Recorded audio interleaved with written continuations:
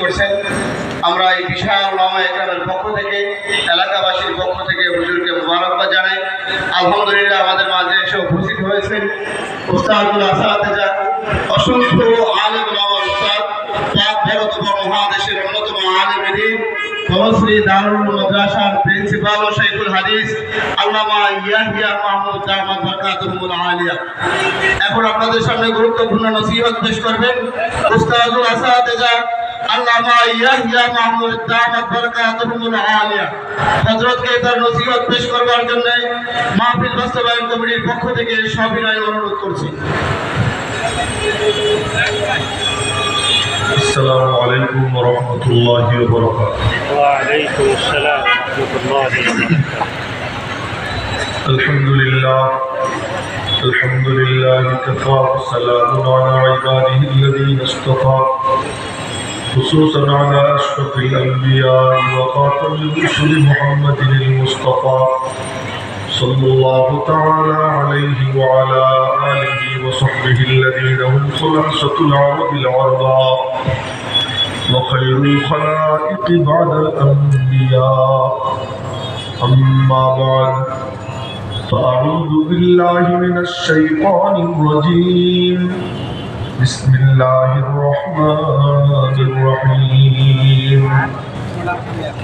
ومن يعمل من الصالحات من ذكر أو أنثى وهو مؤمن فلنحيينه حياة طيبة ولنجزينهم أجرهم بأحسن ما كانوا يعملون. وقال النبي الصادق المصدوق صلى الله عليه وسلم إنما بعثت لأتمم مكارم الأخلاق أو كما قال عليه الصلاة والسلام. صدق الله مولانا العظيم وصدق رسوله النبي الأمي الكريم ونحن على ذلك لمن الشاهدين والشاكرين. মৌচাক ইউনিয়ন ওলামা পরিষদের উদ্যোগে আয়োজিত আজকের এই মহতি ইসলামী মহাসম্মেলনের মাননীয় সভাপতি, মঞ্চে উপস্থিত এবং প্যান্ডেলের নিচে অবস্থানরত উম্মতের বিবেক, উম্মতের অভিভাবক, হযরত ওলামা একরাম, সম্মানিত দ্বীনী ভাইয়েরা, আমার ছাত্র যুবক বাবারা, পর্দার অন্তরালের মা ও বোনেরা, আমি রমজানের পর থেকে একটা দৃশ্য দেখতে দেখতে বারবার খালি মনে পড়ে এ কোন কারবার। রমজানের পরে, ঈদের পরে মানুষ কয়েকদিন ছুটি পালন করে, উৎসবে ব্যস্ত থাকে, কেউ কক্সবাজার যায়, এই বাবারা এদিক ওদিক তাকাইছে না, চোখে দেখে, কেউ কক্সবাজার যায়, যাদের পয়সা বেশি তারা বিদেশে সিঙ্গাপুরে যায়, থাইল্যান্ডে যায়, আমেরিকায় যায়। আমাদের দেশের ইয়াং ছেলেপেলেরা কুয়াকাটা যায়, কক্সবাজারে যায়, বিভিন্ন জায়গায় ঘুরতে যায়। আর আমি ঈদের নামাজ পড়ে বাড়ি গেছি, বাড়ির থেকে ফিরতেছি, ওই ঈদের একদিন পরে না 2 দিন পরে যায়। তো এর মধ্যে রাস্তায় এক মসজিদে নামাজ পড়ার জন্য গাড়ি থামাইছে পদ্মা সেতুর আগে। তো গাড়ির থেকে নাইমা যখন আসর পড়ার জন্য মসজিদে ঢুকছি, তো ওযু করে এরপরে দেখি ইমাম সাহেব পানির মেশিন ছাড়তেছেন, মোটর ছাড়তেছেন। আমি ওযু করে যাওয়ার পরে উনি আমাকে গামছা দিলেন, হুজুর হাত মোছেন। তা আমি হাত মোছার পরে বলতেছে কি, হুজুর আপনি যে হাত মুছে যান, কয়েকদিন পর্যন্ত আমি আতরের ঘ্রাণ পাই।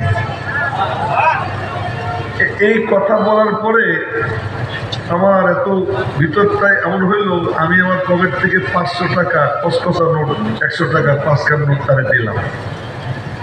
এরপরে বললাম, ইমাম একজন আলেম, ঈদের সময় সবাই করতেছে ফুটতে, আমি দেখলাম রাস্তায়, আর এ হলো মুসল্লিদের জন্য ওযুর পানির ব্যবস্থা করতেছে।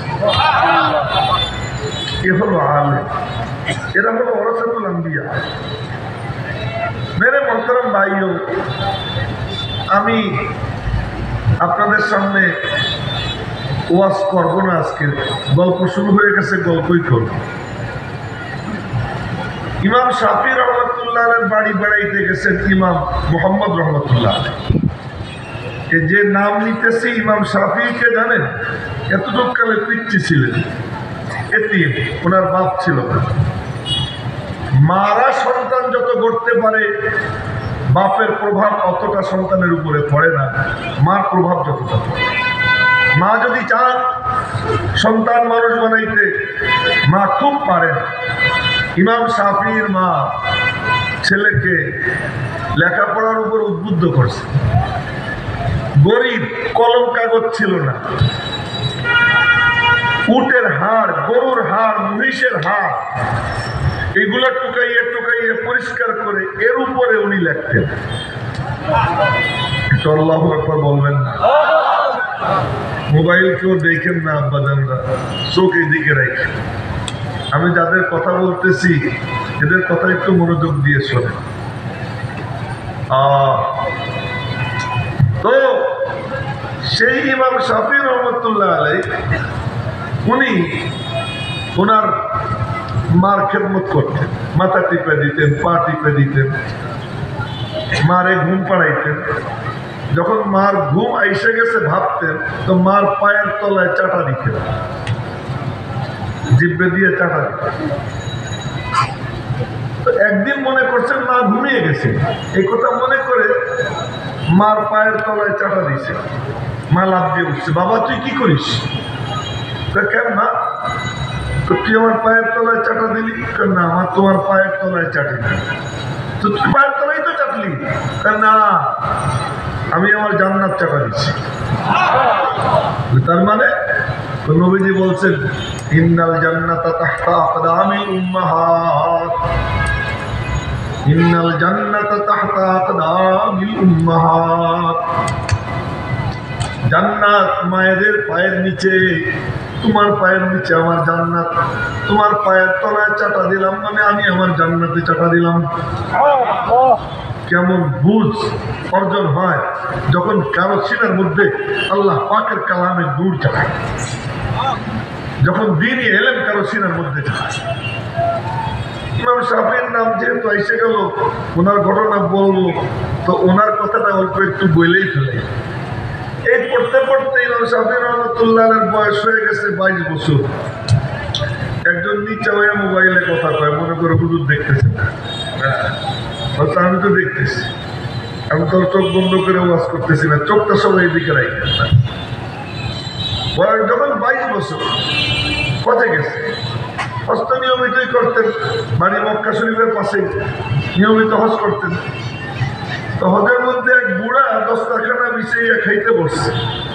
তো পাশ দিয়ে হেঁটে যাচ্ছেন ইমাম শাফি, ওনার নাম মোহাম্মদ, ওনার আব্বার নাম ইদ্রিস, মোহাম্মদ ইবনে ইদ্রিস।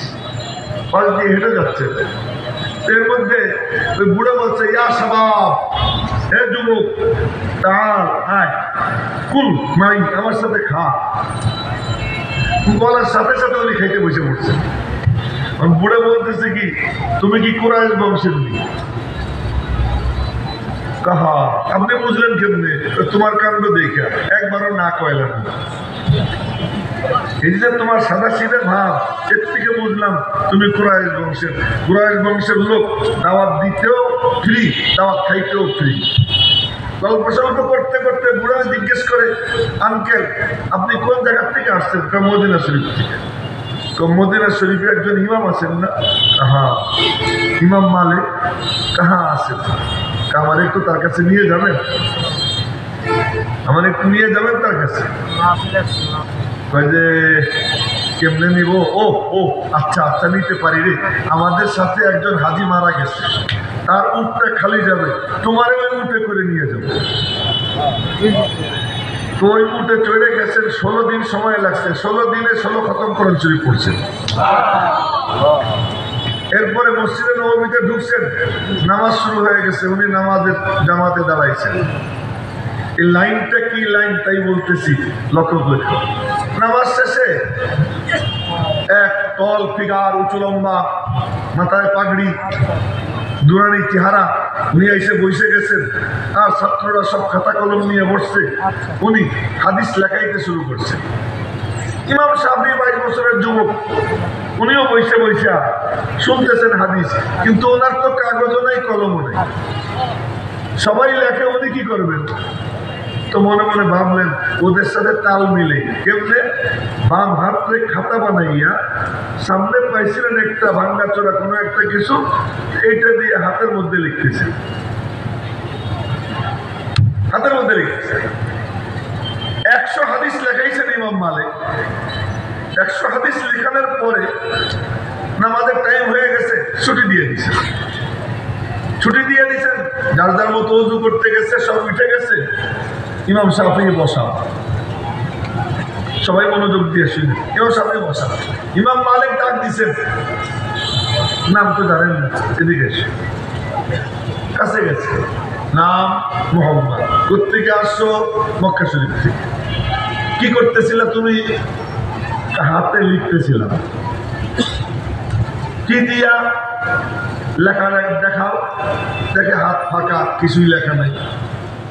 তো এটা তো হাদিসের সাথে বেয়াদবি, তুমি খামাখাই এমন ঘুরেছো।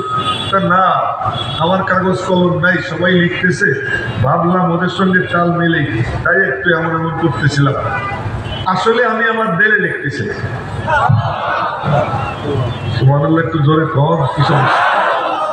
ताज़ा खाही दाशे तंगर दाग आए सीनारा, ताज़ा खाही दाशे तंगर दाग आए सीनारा, गाहे गाहे बाजे खानी किस्से पारीनारा। মাঝে মাঝে এদের কথা স্মরণ করতে হয়।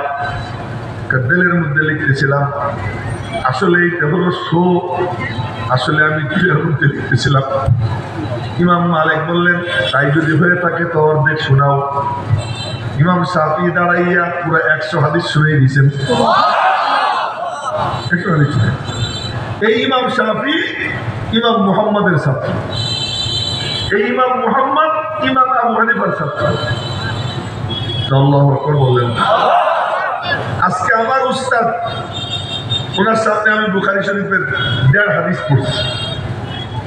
আমার উস্তাদ মুফতি আব্দুল হান্নান সাহেব, অনেক আলেম ওলামা যোগ ছিল ওখানে, খালিদ সাইফুল্লাহ আইয়ুবীও ছিল, আরো বড় বড় আলেম ওলামারা ছিল।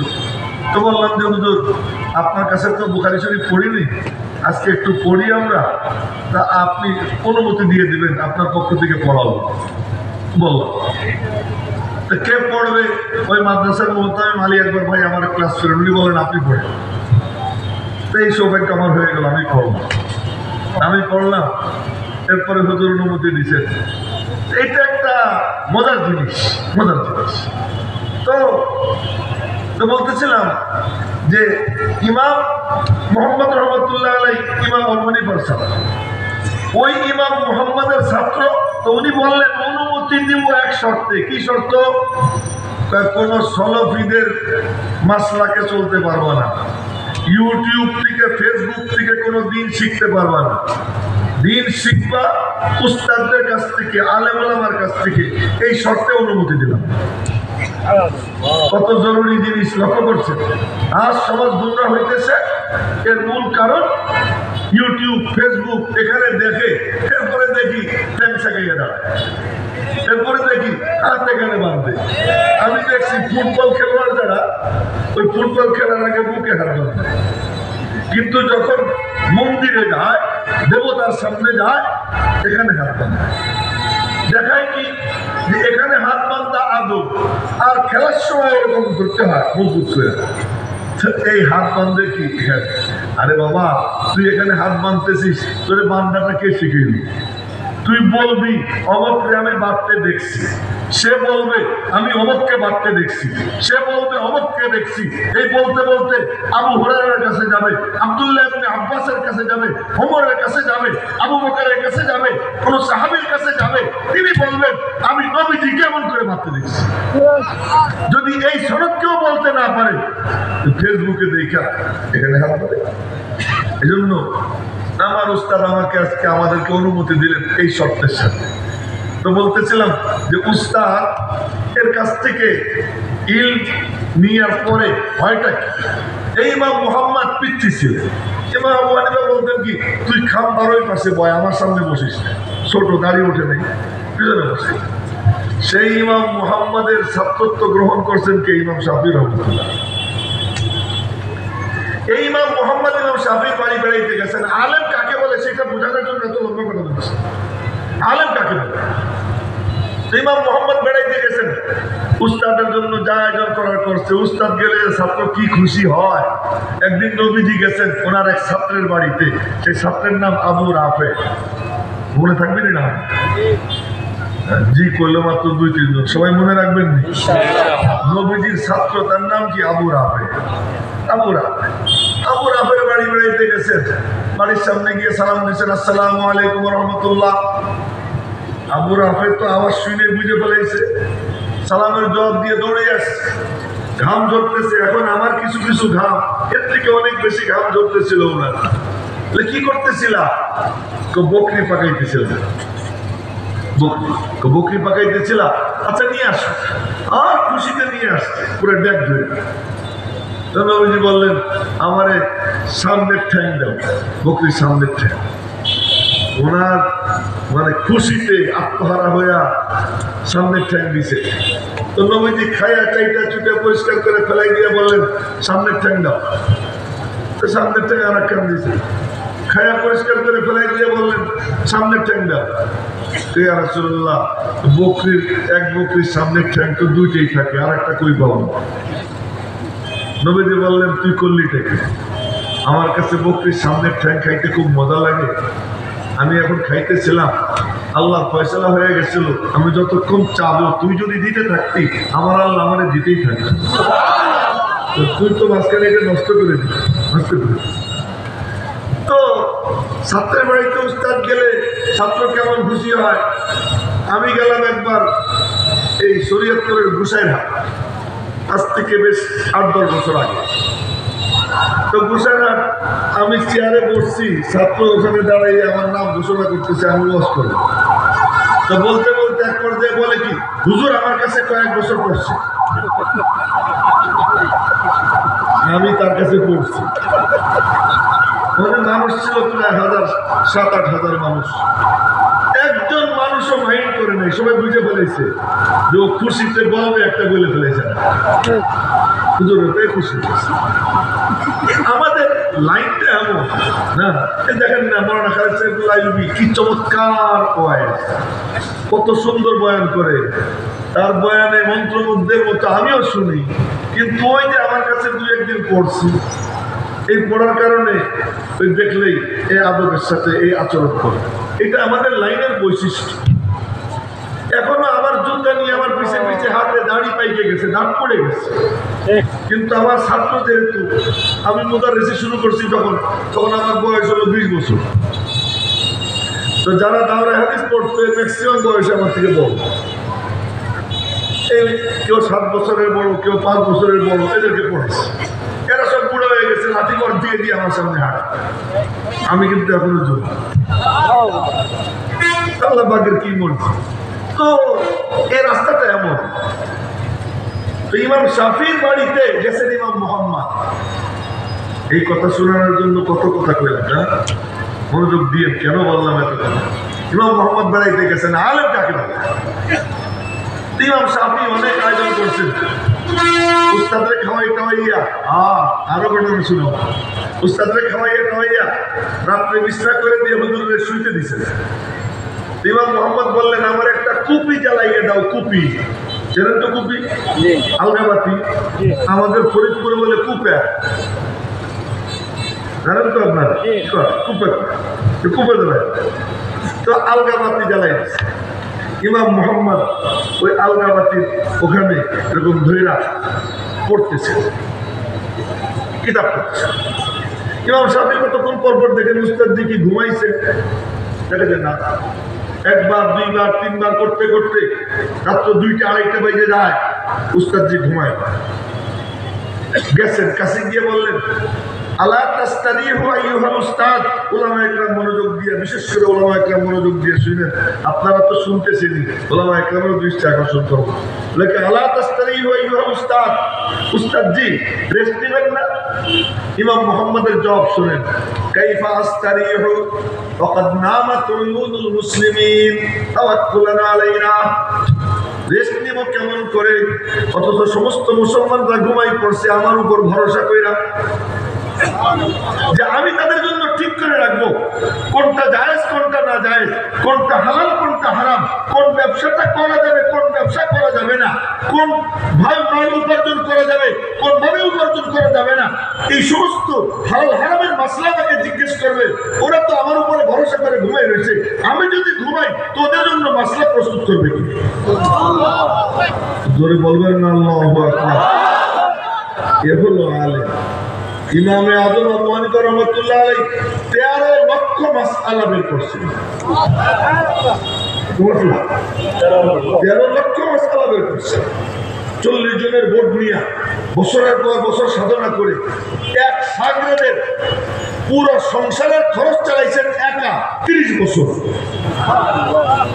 পুরো সংসারের খরচ চালাইছেন। ওনার নাম ইমাম আবু ইউসুফ। ওনার নাম ইমাম আবু ইউসুফ। আমি আশ্চর্য হই, ঈদের পরে হুজুর একটু ফুর্তি টুর্তি করবে, রেস্ট দিবে না, মাহফিলের আয়োজন করবে। কেন? যুবকরা মাদক সেবী হয়ে যেতেছে, নারীরা পর্দাহীন হয়ে যেতেছে, ঘরে ঘরে গান বাজনা, ঘরে ঘরে নাফরমানি, মানুষ সুদের মধ্যে ডুবে যেতেছে, ঘুষের মধ্যে ডুবে যেতেছে। এই মানুষগুলোকে কেমনে জাহান্নামের পথ থেকে বেরিয়ে জান্নাতের পথে উঠানো যায়, এর জন্য হুজুররা পেরেছেন। ঠিক একবারও আমি শুনতে চাই না, আপনাদের দিল দিয়ে কথাগুলো শোনেন আর বসার এই জানতে চাই যে আলেম কাজ।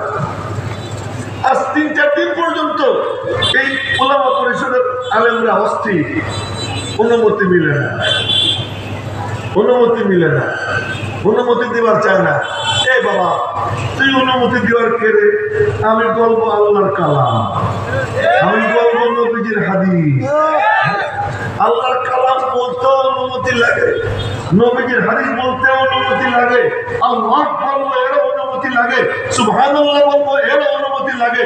আমি তো কারো গলা কাটতে চাই না, আমি তো কারো ঠ্যাং ভাঙতে চাই না, আমি তো কারো ঘর ভাঙতে চাই না, আমি তো কারো গদি টানতে চাই না।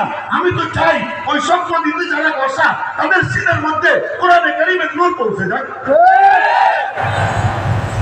এখানে বাধা দিতে চায় সব।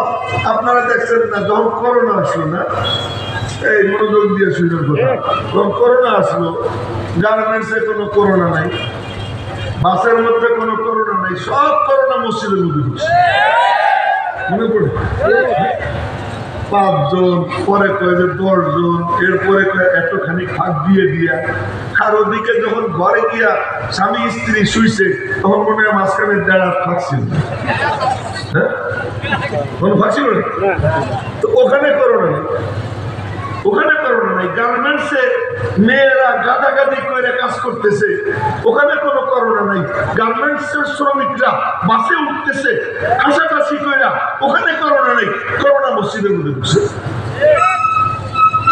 আজীব ব্যাপার, কোন একটা বাহানা আসলে সর্বপ্রথম কি মাইকের আওয়াজ হইতেছে। মাইকের আওয়াজ যখন টিং টিং ডিং ডিং হয় তখন তোমার খুব মজা লাগে। মাইকের আওয়াজে যখন গানের আওয়াজ তোমার কানে যায়, আমি তোমায় ভালোবাসি, তখন তোমার খুব ভালো লাগে। কিন্তু মাইকের আওয়াজে যখন এই আওয়াজটা যায়, আল্লাহু আকবার বলেন তো, আল্লাহু আকবার বলেন তো, সুবহানাল্লাহ, আলহামদুলিল্লাহ, লা ইলাহা ইল্লাল্লাহ, আল্লাহু আকবার, আওয়াজ যখন যায় তখন যার কষ্ট লাগে বোঝা গেল তার ভিতরে রোগ আছে, তার ভিতরে রোগ আছে। তার গান শুনতে ভালো লাগে, কোরআন শুনতে ভালো লাগে না, আল্লাহর নাম শুনতে ভালো লাগে না। আরে আল্লাহর নাম যখন বাতাসে যায়, এই বাতাস থেকে সরে না। যে যে কথা বলে ওই কথা বাতাসের মধ্যে জমা হয়ে থাকে। যে আল্লাহ বলে তার আল্লাহ জমা হয়ে থাকে। আর এই আল্লাহ বলতে বলতে আল্লাহ বাতাসকে নুরানি বানাইয়ে দেয়। ওই বাতাস যে ঘরে যায়, ওই ঘরের সন্তান সন্ততিকে আল্লাহ পাক নুরানি সন্তান বানাইয়ে দেয়। তোমরা গান বাজনার আওয়াজ ব্যাপক করতে কোনো সমস্যা বোধ করো না কেন? ওইটা গেলে তো আমাদের মতো শুয়োর হবে, ওই আওয়াজ গেলে আমাদের মতো কুত্তে হবে, ওই আওয়াজ গেলে আমাদের মতো ঘুষখোর হবে, ওই আওয়াজ গেলে আমাদের মতো সুদখোর হবে, ওই আওয়াজ গেলে আমাদের মতো বেহায়া হবে, ওই আওয়াজ গেলে আমরা যেমন চাই তেমন হবে, ইহুদি খ্রিস্টান চায় যেমন চায় তেমন হবে। কিন্তু তোমরা যতই চেষ্টা করো, এখন কিন্তু কান দেখাতে শুরু করছে যে মৌলবীদের এই আওয়াজের ধাক্কায় এখন দেখা যায় স্কুলে ছাত্র ভর্তি হইতেছে না, সব মাদ্রাসা করতেছে। কেমনে টাকা বা ये नूर खुदा है ये कभी बुझ न सकेगा, ये नूर खुदा है ये कभी बुझ न सकेगा, जितना ही दबाओगे उसे वो उभरता रहेगा। এরা সব মানে মন খারাপ। তা আমি আব্বাস মাদারীপুরে করলাম, পিসাবরে পেলাম, পিসাব বলেন তো এই যে ঠেকানোর চেষ্টা হয়েছে এর মধ্যে কতবার আল্লাহরে ডাকা শুরু করছে? ধরে পান না আল্লাহ আকবার। কিন্তু ওরা কিন্তু আমাদের বন্ধু, যারা বাধা দেয় ওরা কি আমাদের বন্ধু। এই নিচের দিকে কেউ তাকাবে না, এই যে নিচের দিকে চোখ একবারও যাবে না চোখের দিকে। যারা আমাদেরকে ঠেকা মারছে ওরা আমাদের কি বন্ধু।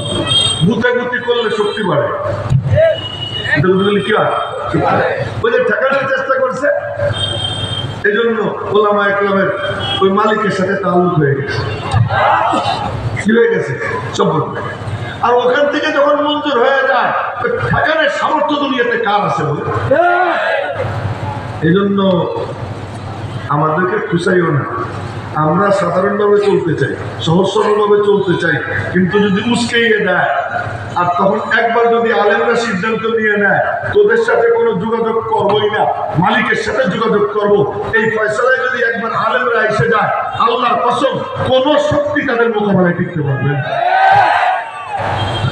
এমনি আমরা ভালো আছি, নরম আছি, নরম আছি। আমার নবীজি নরম নরম নরম 13 বছর নরম। কত বছর নরম? 13 বছর নরম। মারে নবীজির রক্ত ঝরে। আল্লাহ কয় আল্লাহ তুমি দেখতেছো না? কয় দেখতেছি। আল্লাহ কয় কি যে সবর করবো, একটু সবর করবো। আল্লাহ আমি সবর করলাম। ওই যে বেলাল ওরাও সবর করতে কও, ওরাও সবর করতে বলো। ওই যে জুনাইরা ওরাও সবর করতে কও। ওই যে সুমাইয়ার উপরে এমন নির্যাতন, একটু সহ্য করো, আমার সহ্য কর, সবর কর। দিন আসতেছে, গুইনে গুইনে রাখতেছে। দিন আসতেছে, গুইনে গুইনে রাখতেছি। এই জন্য যারা গুতাগুতি করবা, খুশাখুশি করবা, এই যাদের সিনার মধ্যে আল্লাহ কালামের মহব্বত, যাদের সিনার মধ্যে ঈমানের নূর, যারা মানুষকে ঈমানের নূর দেওয়ার জন্য ডাকে, তাদেরকে যখন খুশাখুশি করবা, ওই খুশাখুশির সময় তাদের এখানে যখন গুতা লাগে মালিকেরও কিন্তু কষ্ট লাগে। এটা কিন্তু মনে রেখে মালিকের কষ্ট লাগে। এই কথা এখানে রাইখা এক মজার কাহিনী শুনি। আমাদের পয়লা বৈশাখ হয় না, ওই যে ওইটা দেখতেছি আরেকদিকে তাকাচ্ছে, আরেকদিকে তাকাবো। পয়লা বৈশাখ সাইজা গুইজা সব বাইরে, স্বামী স্ত্রী দুইজন বাইরে এসে সাইজা গুইজা এমন বেহায়া নিজের বউটারে সাজাই আমার ছেড়ে দেখ। তোর বউরে সাজাইয়া তুই দেখবি, নিজের বউরে অন্য কেউ দেখা, তোমার বউ তুমি দেখবা, তোমার জন্য সাজবে। আর মেয়েরাও এত বেহায়া, বাইরে গেলে সাজে, ভিতরে আসলে মুখে কালি লেগে যায়। তুমি সাজবা তোমার স্বামীর জন্য, আর স্বামীও এমন যে কিছু করে না, বাইরে যাওয়ার সময় ভালো করে সাইজে বাইরে মানুষজনও দেখে বলে ও চমৎকার একটা বউ। তোর একটু হায়া লাগতে নাই তো সাইজে গুইজে বের হয়েছে। সাইজে গুইজে বের হওয়ার পরে একটু গুড়ি গুড়ি বৃষ্টি পড়তেছিল। তো বৃষ্টির মধ্যে এক হুজুর তসবি পড়তে পড়তে হেঁটে যেতেছেন। তো ওনার খড়ম থেকে আগে কিন্তু হুজুররা খড়ম পাই যেত, জানেন আপনার খড়ম, ওই খড়মের থেকে সিটা একটু কাদা ওই বউয়ের শাড়িতে লাগছে। তাহলে বউ তো না ওয়াইফ শাড়িতে লাগছে। শাড়িতে লাগার পরে বউকে কেটে দেখছো কি করলো আমার? এখন ওই হাজবেন্ড, স্বামী না, হাজবেন্ড বলতেছে, হ্যাঁ বলবি তেরে সাথ আঁখ নেই, হ্যাঁ বলবি তোর সাথে চোখ নেই, मैंने ख्याल नहीं किया, माफ कर दीजिए, আমি লক্ষ্য করে নি, মাফ করে দাও। কত নরম, মাফ করে দাও, আমি লক্ষ্য করে দাও। কিন্তু ওই কম্বা ওনার একটা থাপ্পড় দিছে, আল্লাহ আল্লাহ নবীর একটা থাপ্পড় দিছে। মনে মনে কাজে মালিক, উমাইয়ার হাত তো তোমার হাতে ছিল, তারা দিয়ে তুমি বেলালকে যখন মারাইছো, আর আমি কম ছাতা, আমারও একটা থাপ্পড় তুমি দেওয়াইলা, তুমি যখন থাপ্পড় দিয়ে খুশি, আমিও থাপ্পড় খেয়ে খুশি। মনে মনে করছি, বলে হাঁটা দিচ্ছে। কিছু দূর যাওয়ার পরে একটা হোটেলে, ওই হোটেলের যে মালিক সে দুধ জ্বালাইতেছে, শীতকাল। তো হুজুর হৃদয়ে ডাক দিচ্ছে, আসসালামু আলাইকুম হুজুর। জি হুজুর, আসেন বসে। বসার পরেই এক গ্লাস গরম দুধ দিছে, খান। তাহলে আমার দুধ দিচ্ছেন কেন? আজকে আমি মনে মনে নিয়ত করছিলাম, প্রথম দোকান খোলার পরে যারে পাবো তারা এক গ্লাস দুধ খাওয়াবো, আপনারই প্রথম পাইছি খাওয়া। দুধ খাইছে, দুধ খেয়ে কদ্দূর গিয়া আকাশের দিকে তাকাইয়া কয়, আরে আল্লাহ, থাপ্পড় भी खिलाता है, दूध भी पिलाता है। আরে আল্লাহ, থাপ্পড়ও খাওয়াও, আবার দুধও পান করাও, তোমার যা মর্জি তাই করো। সুবহানাল্লাহ। জিন্দা কুন্নি আতায়ে তু ওয়ারব খুশি ফিদায়ে তু, জিন্দা কুন্নি আতায়ে তু ওয়ারব খুশি ফিদায়ে তু, দিল শুদা মুবতালায়ে তু, হর চে কুনি রিদায়ে তু। তুমি যদি জিন্দা রাখো তোমার দান, তুমি যদি মারতে চাও আমি তোমার উপর কুরবান, তুমি যা করো তার উপর রাজি। এই বলতে বলতে হেঁটে দিচ্ছে। এর মধ্যে হাজব্যান্ড ওয়াইফ তারা বাসায় উঠতে গেছে, বাসাটা একটু উঁচু, সিঁড়ি না, এমনি আর কি স্লোপ করা। তো উঠতে গেছে, উঠতে গিয়ে স্বামী পিছলে খেয়ে পড়ে গেছে। আবার স্বামী করে ফেরালাম, হাজব্যান্ড পিছলে খেয়ে পড়ে গেছে। পিছলে খেয়ে পড়লে একটু হাঁটু টাটু ছিলবে, ব্যথা বুঝতে পাবে, তো ঘোড়ার দিন জায়গায় মরে গেছে। তো যখন মরে গেছে সাথে সাথে ওই ওয়াইফ বলতেছে, মোল্লা কি বদদোয়া লাগবে। তো মোল্লা কি বদদোয়া লাগবে যখন বলছে, আশপাশের মানুষ শুনছে মোল্লার বদদোয়া লেগে গেছে, তার মানে স্ত্রীরা জিজ্ঞেস করার পরে পুরা কাহিনী খুলে বলছে। খুলে বলার পরে এলাকাবাসী হুজুরের কাছে গেছে, হুজুর उसने तो आप पे थप्पड़ ही दिया था, माफ कर देते, बददुआ क्यों की? ও তো আপনার একটা থাপ্পড়ই দিছিল, মাফ করে দিতেন, বদদুয়া কেন করলেন? আমি তো কোনো বদদুয়া করিনি। তো মরল কেন? তো মরল কেন মানে এমনি মরে গেছে। असल बात ये है कि उसकी बीवी के कपड़े में मैला लगा, उसके दिल में चोट लगी, चूंकि उसको उसकी बीवी से मोहब्बत है इसलिए उसने मुझे थप्पड़ मारा, और मेरे को भी किसी से मोहब्बत है। जब मेरे गाल पर जब थप्पड़ पड़ा ना तो उसको चोट लगी, उसने बदला ले लिया, अब मैं क्या करूं? যে তার বিবির সাথে তার মোহাম্মত, ওখানে কাদা লাগছে, তার মনে ব্যথা লাগছে, সে আমারে থাপ্পড় দিছে, আমারও কেউ মোহাম্মত করে, তো ব্যথা তার লাগছে, বদলা উনি নিছেন, আমি তার কি করব? এই জন্য সাবধান। তো বলতেছি, নবীজি আল্লাহ বললেন সবর করো। এই যে উল্টা পাল্টা বলে মনটা ভাঙিয়া যায়। আল্লাহ কয় কি, ওয়ালাকাদ না'লামু, উলামা ইকরাম মনোযোগ দিয়ে শুনে, ওয়ালাকাদ না'লামু আন্নাকা ইয়াযীকু সাদরুকা বিমা ইয়াকুলুন, আমি আল্লাহ ভালো করে জানি তোমার মনটা ছোট হয়ে যায়, ওদের কথা শুনে মনটা ছোট হয়ে যায়, ওদের টেলিফোনের আলাপ শুনে মনটা ছোট হয়ে যায়, ওদের নিষেধাজ্ঞার খবর আসলে পরে তোমার চোখ দিয়ে পানি আসে, তোমার মনটা ছোট হয়ে যায়, আমি আল্লাহ জানি। ওয়ালাকাদ না'লামু আন্নাকা ইয়াযীকু সাদরুকা, তোমার সিনাটা সংকীর্ণ হয়ে যায়, মনটা ছোট হয়ে যায় ওদের কথার কারণে। তোমার চিকিৎসা কি জানো? তুমি আর কারো কাছে যাও না, আর কারো কাছে অভিযোগ করো না, এসে আমার সামনে দাঁড়িয়ে যাও। আল্লাহু আকবার। তুই আমার সামনে দাঁড়াও, দাঁড়াইয়া আল্লাহু আকবার বলে দাঁড়াইয়া ফাসাব্বিহ বিহামদি রাব্বিকা, তুমি তোমার রবের প্রশংসায় পঞ্চমুখ হও, ওয়াকুম মিনাস সাজিদিন, আমার কদমে সিজদায় পড়ে যাও। ওই সিজদায় পড়লে তোমার দিলের যে কষ্ট আমি আল্লাহ দূর করে দিব। চিকিৎসা কে দিছে? তা আমাদের ঘাবড়ানো কি আছে? মন ছোট করার কি আছে? সমস্যা কি? এমন তো নবীজির সাথে হয়েছে, আমাদের আকাবেরের সঙ্গে হয়েছে। আজীব এক কিস্তা, আপনার কোনো কষ্ট হইতেছে না? আজীব কিস্তা মনে পড়ে গেল। কোরআন শরীফ হাতে নিয়ে গেছেন আহমদ আলী লাহোরী রহমতুল্লাহ, রইসুল মুফাসসিরিন ওই জামানা, এবং ওনার পরে ওনার মতো এত বড় মুফাসসির আর আসছে বলে আমার জানা নেই। আহমদ আলী লাহোরী রহমতুল্লাহ আলাইহি উনি তাফসীর করতেন। উনি কেমন ছিলেন জানেন? আসেনি কারো কাছে রুমাল থাকলে একটা রুমাল আমার কাছে দাও। আরে বড় রুমাল, আমার পকেটের হাত রুমালের কথা করছি। তো ওনার মাথায় পাগড়ি থাকে, সেই পাগড়ি খুইলা রেখে দিচ্ছে, রেখে দিয়ে ওযু করতেছে। এক সাগরের সে মনে মনে কয় পাগড়ির একটু বর করতে, পাগড়ির একটু বর করতে। তো পাগড়ি কেবল মাথায় রাখছে, মাথায় রাখার সাথে সাথে দেখে এদিকে শুয়ার, ওদিকে কুত্তা, ওদিকে বান্দর, কোনো মানুষ চোখে পড়ে না। তাড়াতাড়ি করে পাগড়ি মাথার থেকে রেখে দিয়া দুই চোখ দিয়ে পানি পড়তেছে, কাঁদতেছে। আমাদের লাহোরী রহমতুল্লাহ আলাইহি ওযু শেষ করে পাগড়ি মাথায় দিয়েছেন, দেখেন যে সাগরের কাঁদতেছে।